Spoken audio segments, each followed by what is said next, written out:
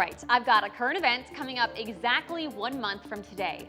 On Thursday, May 9th, Macomb will transform the city's downtown square into the world's largest Monopoly game.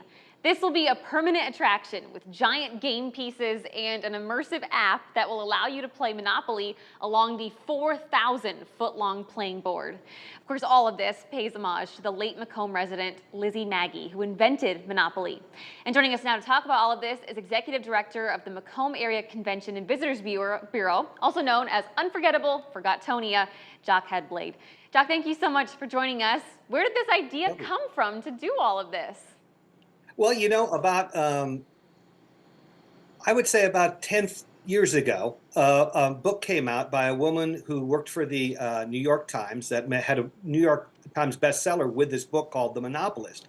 And it was at that time it was revealed to the public and the world and the folks here in Macomb that Lizzie McGee, the woman who invented Monopoly, was actually born right here in Macomb, Illinois. So from that point on, I wasn't working down here yet. I was still up in Chicago pursuing my career in broadcasting. But I thought, boy, wouldn't it be an interesting thing with the downtown square looking so much like a Monopoly board?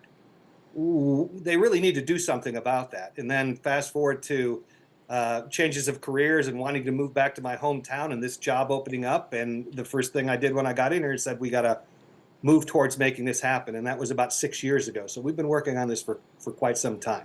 I love it. So how is this actually going to work? What are people going to see? Well, you're going to see some giant game pieces.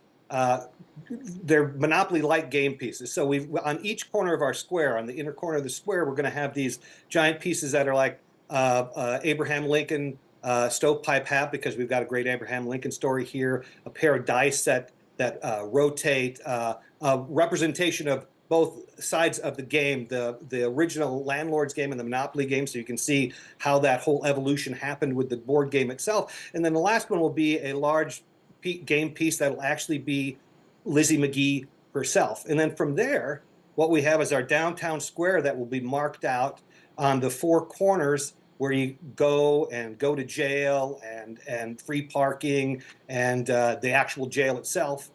And you'll use that downtown square path all the way around the sidewalks there through a state-of-the-art app that we are creating that will take you through this Monopoly game. But not only that, you're going to have all kinds of trivia and history about Macomb, and of course, a lot of history about Lizzie, who was a woman that was really an amazing woman beyond inventing Monopoly. She was a feminist and a leading woman long before that type of thing happened with women. She was an inventor and a poet and an actress and a patent and a game maker. So she was.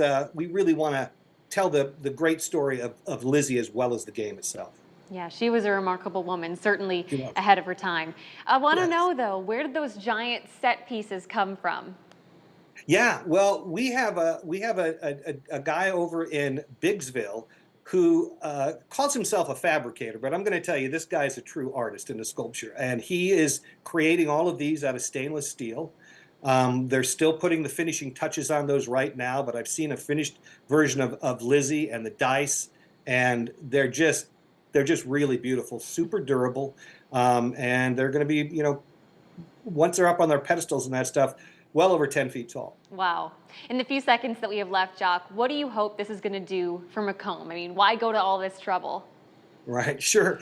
Well, this office here is designed to try to bring in guests and tourists from everywhere around the world. So we hope that brings people in, and it's an economic boon, and that people are attracted to Monopoly with its popularity. But also, again, we want to tell the story of Lizzie and this trailblazing feminist that the world had forgot for so long, and that we're very proud to have be one of our favorite daughters.